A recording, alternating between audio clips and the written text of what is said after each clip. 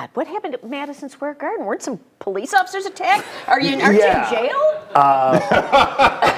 No. New York's going through a great transition right now. They elected a fantastic mayor. So in January he's going to take over, and so I think my stay of execution will be pushed back. I'll be okay. Hey, talk. Want to really see something that said, take a look at what happened.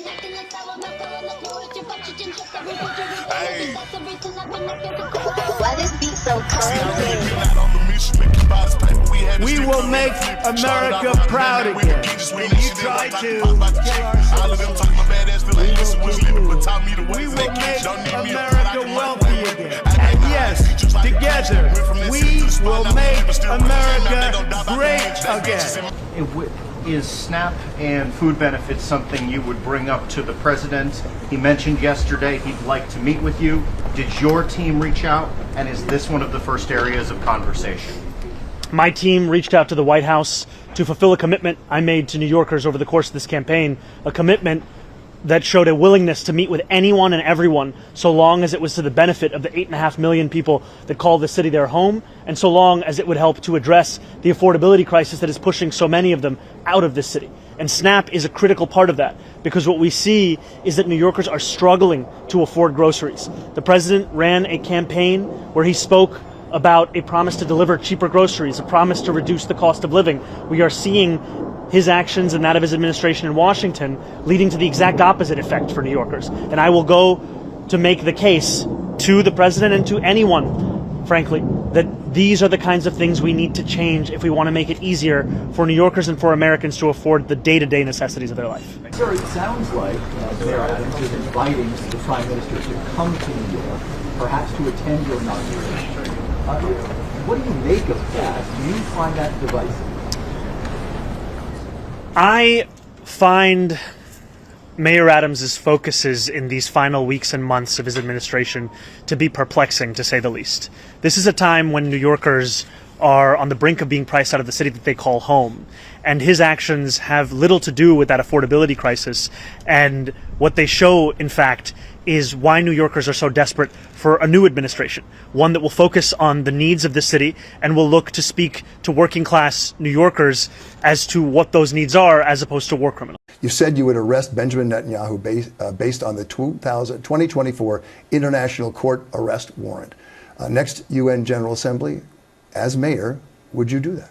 So I've said time and again that I believe this is a city of international law, and being a city of international law means looking to uphold international law, and that means upholding the warrants from the International Criminal Court, whether they're for Benjamin Netanyahu or Vladimir Putin. I think that that's critically important to showcase our values, and unlike Donald Trump, I'm someone who looks to exist within the confines of the laws that we have. So I will look to exhaust every legal possibility, not to create my own laws to do so. On the other hand, this is also a world event.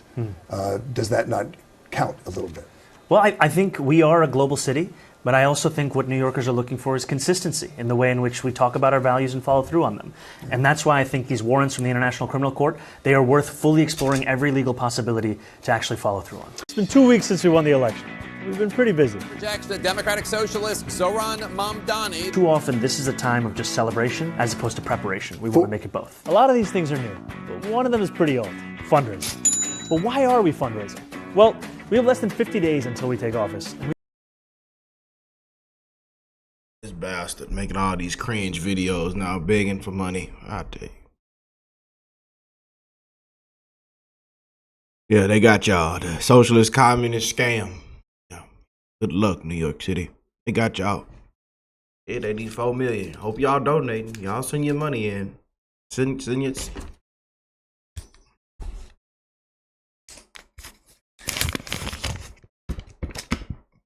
Send it in, you know, because I thought this grows on the tree. I thought this can grow. He said that the money will grow on the tree. That's what he said. That was the plan. It said it grows just like this. Yeah, it goes 1s, 5s, 10s, 20s, 50s, 100. The blue stripe down the middle. The tree can print out the exact same blue stripe that come down the middle on the $100 bill. The tree Yeah, the money grows on trees. You know, but now we out here begging. We out here begging with our little scam. Your little scam artist, your little snake oil salesman. Good luck, New York City. Stay y'all butt over there. God dog it, stay your butt over there. It's all gonna work out. I'm telling you. Let it play out. I say it's all gonna work out. They call get Kathy, Miss Hochul on the phone. Let's get everything approved, and let's just let New York City do what it do. If it go to hell, let it go to hell. That's what y'all voted for. I thought everything was free. I thought it all would work out too. But stay over there. Don't come over here. Don't come over here. It's too many y'all already done moved over here. Stay y'all butt over there. Y'all come down here and want to vote and want to do all this and don't have no insurance, don't know how to ride, no registration, no driver's license. Driver's license expired 10 years, 20 years ago. Some of y'all don't even, illegals, ain't even supposed to be here. You know, you're riding, pull out that fake passport. You know, no insurance, nothing. I tell you. We have a lot to do. We have to vet the 50,000 resumes we've received. Thank you. We have to keep paying our incredible team. Thank you. And we have to plan not just our inauguration, but our policy implementation. Now, unlike the campaign, transitions do not get public matching funds from the city. So that 8-to-1 match, gone. It's up to us to raise the money. Usually campaigns take that as an opportunity to rely on wealthy donors, but that's not us. You've already been incredible. We've raised more than $1 million in just 2 weeks. Our average donation is around $77, and more than 12,000 of you have donated so far, which is much lower than the last administration's transition. But we're still asking for your help because we need to raise $4 million in total, so January 1st can be the day we start to deliver, not start to prepare. I hope very soon not to have to ask you for money, but until then, I'm asking for you to go to transition. I hope very soon I won't have to ask you for money. Hope very soon. 2025.com and give whatever you can to help build a New York that everyone can afford. This is your city, and I can't wait to get to work. No, I'm kidding. Thank you, guys. Thank you.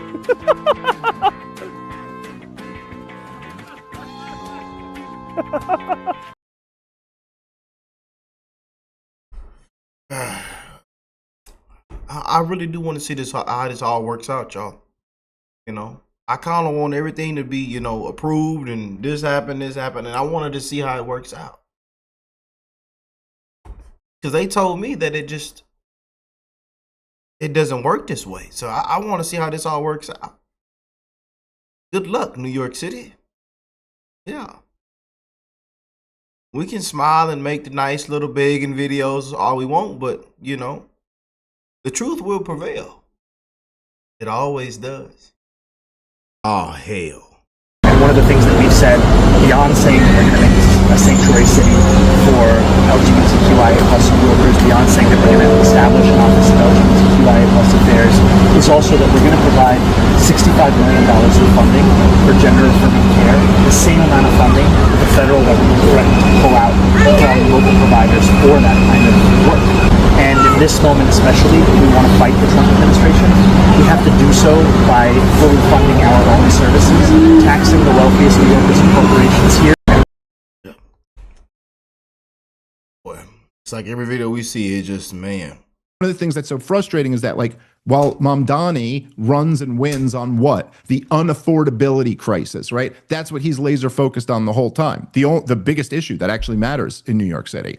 But what does unaffordability even mean to Mamdani? Why would it be? Gee, let me think. The federal government is the biggest government in the history of the world. New York City's government is one of the biggest state governments in the country. It may be smaller than California, but probably right on par. Yeah. As the biggest state government, certainly has the biggest police force, one of the biggest welfare budgets, all that stuff. So what you look at that, oh, everything's so expensive. Why? Because we don't have enough government intervention, you think?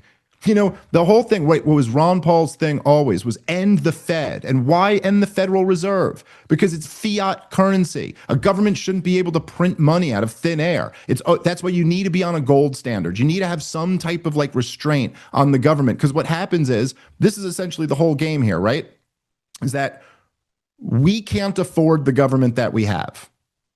We can't, Period, we have nowhere near this much money. We can't tax the people enough to pay for the $7 trillion a year to manage a global empire that Washington, D.C. runs. So they can't tax the people enough, so they borrow money. But they can't borrow enough money because not enough people will lend to the government because it's just too much. So they print the money. And they've printed, I don't know if you've seen any of these charts, right? But over the last few years, like just in the Obama administration, Trump's first administration, Joe Biden's administration, and now Trump's first year, they've printed something like 75% of the money that ever existed. Like they've just been printing money at record rates. And now everything's super unaffordable. So the prices go up and up. In other words, you've debased your currency. That's what unaffordability means. That's why your dollar doesn't go far anymore. And so the answer is that we can't afford this gigantic government. And then these goddamn commies come in and go, this is the proof that the government needs to be much bigger and run everything. And it's just so ass backward. Assalamu alaikum, New York City. Wow. How does this room feel about Mamdani? Yeah. Oh. The way he talks, I describe it as like, it's Islamabonics. Islamabonics is the way people talk when they want to live in the high-rise luxury buildings that they also want to fly planes into, you know? Owners would rather rent to nobody than operate at a loss. Socialism never worked, never will. I'm currently standing in a vacant, rent-stabilized apartment that's been empty since 2021. And that's while New York City is undergoing a housing shortage. And the worst part is, it's estimated there are 50,000 other apartments just like this one sitting completely empty. The reason apartments like this are empty is because of a 2019 rent control law that prevented how much building owners could raise the rent on rent-stabilized apartments. And it's a well-meaning law. They thought it would protect renters, but what's really happened is it's taken away the incentive for building owners to upgrade these apartments because there's no way for them to make their money back. For example, if you put $100,000 into bringing this apartment up to code, the absolute max amount you could raise the rent is $347 a month. And the last tenant in this 2-bedroom Upper West Side apartment was only paying $1,160 a month, well below the market rate of $4,500 a month. Meanwhile, its estimated operating costs of an apartment like this start at $1,500 a month, and then there's the mortgage. So once you do the math, it's not hard to realize that for landlords, it's really hard to put tens of thousands of dollars into an apartment like this and only be able to raise the rent marginally and then still be operating at a loss. So what do? Unfortunately, they just lock the door and leave the apartments empty. It's estimated that 2.5% of New York's rental housing stock is sitting empty because of this 2019 law. And for a city that's talking about affordability and bringing more rental units on the market, this is just such low-hanging fruit, because if this law didn't exist, we could get these apartments renovated and back on the market within months. But as it stands right now, there's no incentive for landlords to do it, and so they're just sitting empty. If Mamdani is the blueprint for running for mayor and winning, anybody could win. I'll run for mayor tomorrow. Listen, you elect me, everybody gets a free everlasting gobstopper. We're going to do socialism and gobstoppers, all right? Listen, get me in, everybody gets a separate cup of foam with their Starbucks in the morning, all right? Free septum piercings across the board. And then I'm mayor, just like that. That's essentially what he's giving away. A big nothing burger. If you elect me, everybody gets a free tuition to Hogwarts to practice magic with Harry and his friends. Gentlemen, buckle up, because what just happened in New York isn't politics as usual. In fact, it is a full-blown meltdown, a panic spiral, and a national embarrassment all wrapped into one. And it all started with one moment, guys. One calm, controlled sentence from President Donald J. Trump. A sentence so devastating, so surgical that it exposed Zohran Mamdani's entire communist-style agenda, and it sent shockwaves through every single level of New York's political machine. You're about to see why the city is in full revolt right now, why Gen Z, yes, even Gen Z is suddenly backing away from Mamdani, and why Congress is now pushing something that's called the Mamdani Act. This is a bill so drastic, it could cut off federal funding to New York City overnight if Mamdani doesn't answer for his out-of-control socialist schemes. And here's the part that Mamdani never expected. He thought that this was just going to be another feel-good moment, another rally clip, another chance to throw out buzzwords and big promises with no budgets, no timelines, and absolutely no understanding of how the city or even the federal government actually works. But instead, he stepped into a national spotlight and got obliterated by a president who's been dealing with budgets, agencies, and federal coordination for decades. Trump didn't shout, he didn't insult, he didn't even raise his voice. He just simply explained calmly how the system works. And in that moment, guys, that one calm explanation, Mamdani surrendered. He folded. He froze. And every weakness he'd been hiding behind social media charisma, it just came spilling into the open. And now city agencies are whispering, state officials are panicking, donors are pulling back, journalists, they're shifting their tones. And Congress, yes, Congress is preparing to block New York City's federal funding money because one man proved that he isn't ready for even a single minute of national level scrutiny. Now, this isn't a local story anymore, folks. This isn't a small mistake. This is the moment that New York's political future flipped upside down, and the moment that Zohran Mamdani learned the real governance, real leadership, and real national pressure aren't TikTok clips and rally chants. They're serious, they're unforgiving, and they're exposing everything. So roll with me, guys, because what your Mamdani or his team saw coming, this is the moment the race turned. Hit the like. Never expected any of this. I mean, he walked into what should have been a routine New York City policy pitch, another moment to toss out some flashy ideas with no price tag, no roadmap, and no grasp of what they actually require. But this time, the conversation didn't stay local. No. His comments traveled upward fast, straight to Washington, straight to President Trump, and straight into a national arena that he was absolutely not prepared for. And that is when Victor Davis Hanson's warning became real. Excitement collapses when it collides with experience. And then came the moment that really flipped everything. So President Trump responded, but not with fire, not with volume, not with bombastic energy that everyone expects from him. No. President Trump, he did the one thing that Mamdani feared the most. He stayed calm, surgical, technical. He broke down the policy like someone who's actually run something before. And instantly, the contrast was brutal. I mean,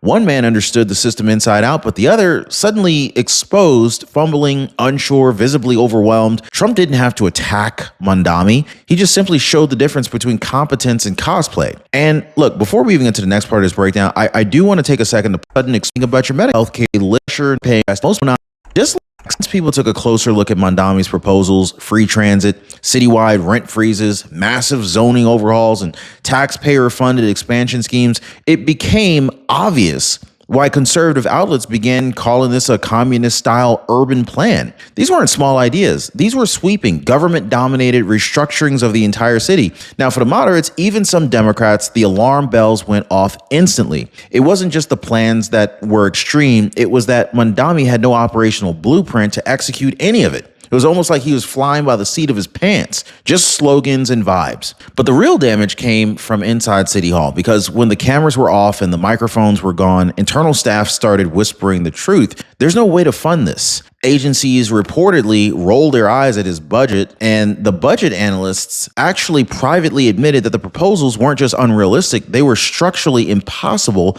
without massive new federal support. Support Trump made very clear would not be coming. And as those whispers grew louder, employees began distancing themselves from Mamdani entirely. So basically, they weren't risking their reputations on somebody who didn't even understand city, state, federal coordination, budget cycles, or even basic implementation reality. And this is exactly when Congress stepped in. You see, guys, House Republicans, already fed up with cities experimenting with these far-left economics, introduced something nobody saw coming: the Mamdani Act, a bill designed to freeze federal funds to New York City as long as Mamdani's policies threaten fiscal stability. Now, conservatives argued that federal taxpayers should not bankroll a socialist wish list that's disguised as urban reform. And the moment that this bill hit Capitol Hill, New York officials went pale, because this wasn't just symbolic. This was targeted, precise, and directly tied to Mamdani's sudden rise and sudden collapse. Now, the panic inside New York was immediate. Federal grants keep the city's core systems alive: housing assistance,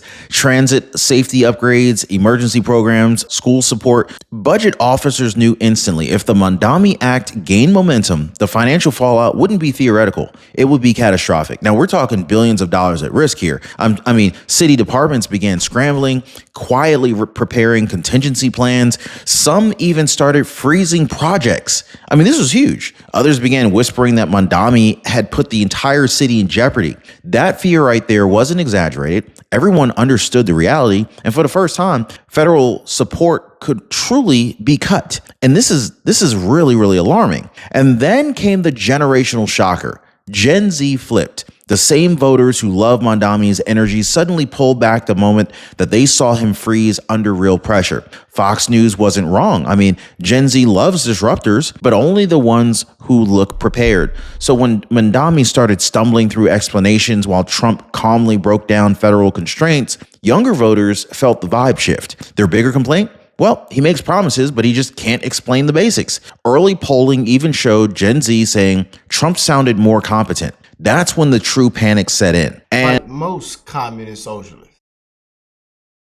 But nothing revealed Mamdani's decline more than what happened on the debate stage. I mean, his rivals didn't attack him. No, they did something far more damaging. They ignored him. So in politics, being attacked means you're still a threat, but being ignored means you're finished. Now, candidates skipped over his talking points completely. Moderates just stopped giving him follow-up questions. His comments floated into the air with zero pushback because nobody cared enough to even respond to him. And so that silence right there hit harder than any criticism. It signaled exactly what insiders already believed. Mamdani wasn't a contender anymore. He was a liability. And then the media pivoted, subtly, but unmistakably. See, headlines that once called Mamdani a rising progressive force suddenly shifted to phrases like questions arise and plan faces scrutiny. Outlets began comparing him to past New York figures who had passion but no execution. Look at Cynthia Nixon, Bill de Blasio, Jumaine Williams. I mean, these comparisons are political poison because they frame him as just another loud idealist who crumbles when the details matter.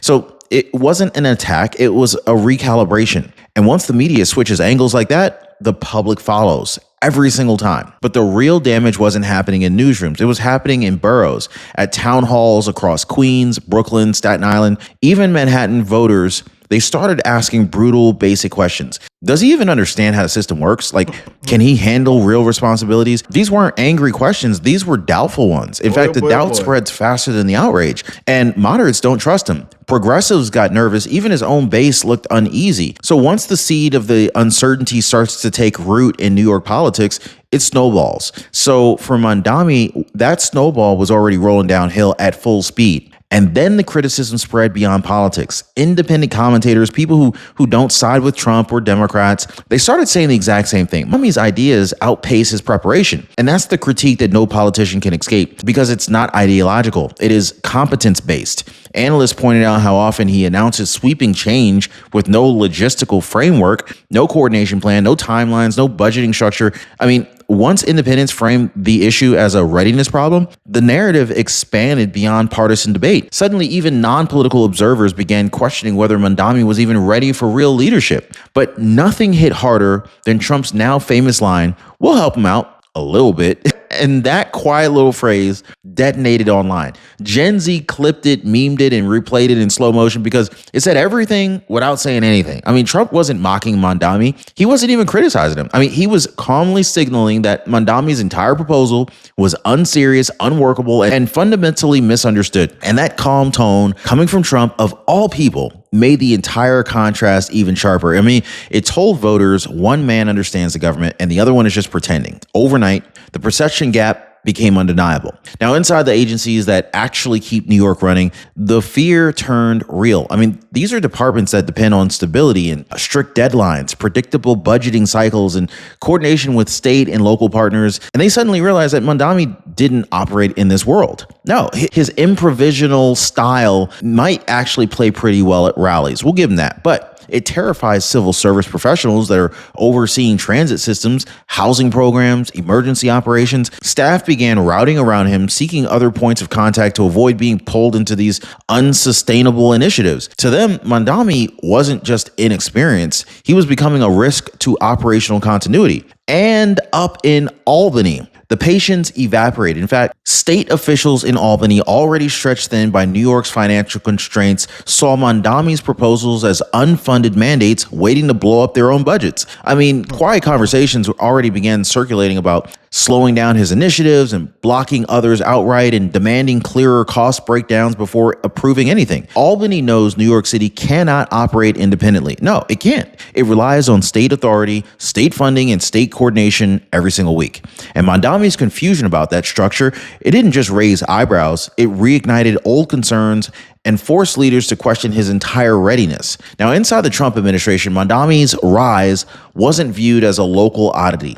It was seen as a test case for the national fight between socialist experimentation and practical governance. I mean, Trump's team began preparing to evaluate every New York City grant with sharper scrutiny, demanding tighter justifications and clearer operational plans. Now, to them, Mamdani represented exactly what Trump warned about: leaders who love sweeping visions but ignore systems, budgets, and federal rules. And in this moment, the administration positioned Trump as the adult in the room, someone ensuring America's largest city couldn't be hijacked by ideological fantasy. And behind the scenes, New York's political power brokers made their move.